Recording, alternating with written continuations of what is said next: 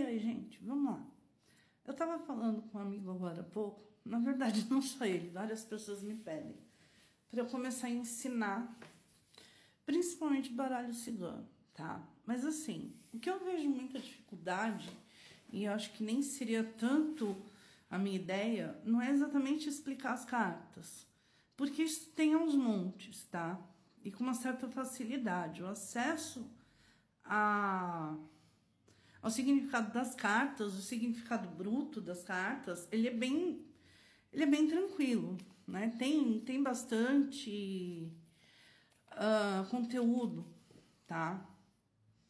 E assim, eu manuseio baralho cigano ou Lenormand já tem uns 30 anos, porque desde os 14, mas eu comecei a trabalhar antes que alguém tá me incomodando o reflexo. Antes que alguém fale que como eu sou criança, não.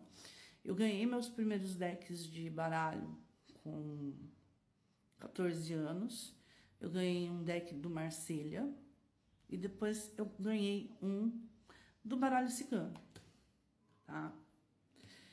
E nessa época, porque se eu tinha 14 para 15, nessa época quase não tinha livro aqui no Brasil. Não é que o negócio não tinha livro, principalmente de tarô, tá? Mas quase não tinha livro. Era meio inacessível, né? Tarô, eu lembro que quando eu fui procurar livro, achei pouquíssimo, tá? Pouquíssimo mesmo. Então a gente estudava na unha. Como? A banca de jornal lançou um livrinho com ensinamento de tarô. Ia lá e comprava. Um outro livro que aparecia, né? Só que eu fui me adaptar mesmo com baralho cigano. E nessa época eu também não tinha muito baralho bonito, diferente, enfim. Eu fui começar a jogar mesmo, porque assim, aos 14 anos a gente tem cérebro de amendoim, né? Então eu acho que não tem. Aliás, virou uma febre aqui nessa rede, mas uma criança com 14 anos tem zero maturidade para fazer um atendimento, às vezes de questões super complicadas, como eu recebi ontem, inclusive. A cliente num processo de separação, né? O cara foi para casa da amante, tá levando os filhos com ele, enfim. Criança de 14 anos não tem a mínima... Bom, se bem que nem adulto, né? Tem cheio de adulto aí que também não tem a mínima consciência de como que ele vai atender essa cliente. E a minha intenção, de repente, de ensinar, e aí vocês podem deixar perguntas para eu ir fazendo outros vídeos, né? A minha intenção de eu ensinar tá muito mais ligada a isso, em como que eu vou atender esse cliente, porque eu fui ter esse insight depois dos meus, quase chegando nos meus 30 anos, tá? Porque dos 14 até meus 24, 25, eu entendia que... Eu sempre fui muito intuitiva, tá? Mas eu entendia que você sentou na frente do cartomante, o cartomante tem que falar a tua vida inteira. É óbvio que nem eu fazia isso, né? E aí eu me achava um grande erro, né? A síndrome do impostor, como que fala, eu me achava um grande erro, porque, óbvio, eu achava que eu tinha que sentar na mesa do cartomante e o cartomante tinha que dizer a vida inteira minha, porque eu tinha isso na minha mente. Então eu tinha a síndrome da impostora, né? E eu fui entender que eu precisava ter muita responsabilidade com o jogo aos meus 24 para 25, que por conta de uma leitura errada de uma cartomante, tá? E que talvez não seja o baralho quem tem errado, porque eu não acredito nesse negócio que baralho não mente nunca. Então, não acredito nisso. Baralho às vezes mente. Mas por conta de uma leitura errada e da falta de responsabilidade dela, eu perdi um emprego muito bom na época. Eu ganhava muito bem. Eu era assistente cabeleireiro em 2005 e eu tinha um salário muito bom para a época. E eu saí do salão por puro capricho e porque a cartomante falou para mim que ia ser muito sucesso no outro. E eu vou te falar que assim, eu hoje vejo, né, eu voltei a ver o dinheiro que eu via nessa época de 2004, agora perto de 2020, tá? foi bem difícil eu voltar a ganhar o que eu ganhava, tá? E tenho graduação, eu tenho 2 graduações, enfim. Mas voltando, tô divagando já, voltando, tá? O que eu quero com isso? Eu quero, por exemplo, a carta do caminho, né?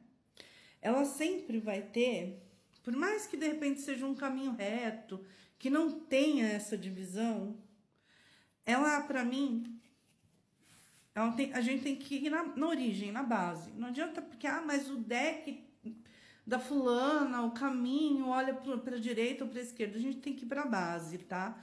A carta do caminho fala de escolha, né? Eu tenho bifurcação. Eu teria que pegar o meu deck antigo, que eu não sei onde tá, mas seria muito legal. Ele deve estar todo escangalhado, inclusive. Ele tá guardado em algum lugar que tem uns 25 anos no mínimo, aquele deck. E eu tenho vergonha de mostrar ele, que eu gosto de cuidar das minhas cartinhas. Mas assim, a carta dos caminhos, ela sempre vai falar de dúvidas, para onde que eu vou, qual estrada que eu pego, né? Enquanto que, por exemplo, a carta das nuvens, ela vai falar de algo que está nebuloso, mas que de repente pode começar a clarear. Isso vai depender, vamos supor que assim, eu tenho dúvidas de onde seguir. Peraí, que eu sei que isso aqui tá. Ainda tenho dúvidas dessa primeira carta, de para qual caminho que eu sigo em busca da minha espiritualidade, tá? Então, assim, eu ainda tenho dificuldade de enxergar para onde eu devo ir, né? Eu tenho dúvidas, mas eu tenho inclusive dificuldade, tá? Independente se o lado claro ou escuro tá olhando para algum lugar, aqui eu tenho a carta da nuvem primeiro, né?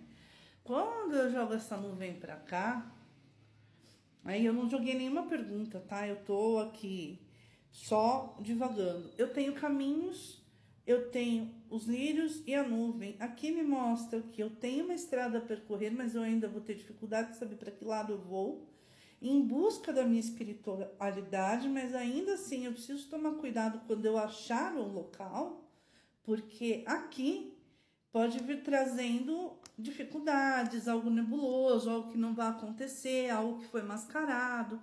Enquanto que se eu jogo esses caminhos para cá, significa que eu posso estar intuindo, né? Uma busca de espiritualidade que está muito clara, mas a hora que eu vou procurar por ela, começa a enturvecer, fica difícil de entender algum sinal de espiritualidade que eu estou buscando. Vamos supor que a pergunta é essa, porque a minha espiritualidade está falando comigo, porque os lírios para mim tem muito disso, tá? Quase que de um mentor espiritual, mais do que de repente a carta da torre. Mas eu ainda tenho dificuldades de enxergar o que essa espiritualidade está me falando e fico em dúvidas de para onde eu vou, tá? Então a gente está falando aqui só de 3 cartas e que ela mudou totalmente o jeito de eu olhar para este baralho, o jeito de eu olhar para a pergunta, por causa das posições. E aí entra o porquê que método é importante. Por que o método de jogo é importante, né? Por que é importante eu entender o que esse cliente quer. Eu joguei ali, tipo, aleatoriamente, eu tinha essas 3 cartas aparecendo, então usei elas. Eu não posso simplesmente, por exemplo, a pessoa me pergunta de emprego, né? Agora vamos lá, vai. Aí eu vou conseguir passar no emprego X, Y, Z?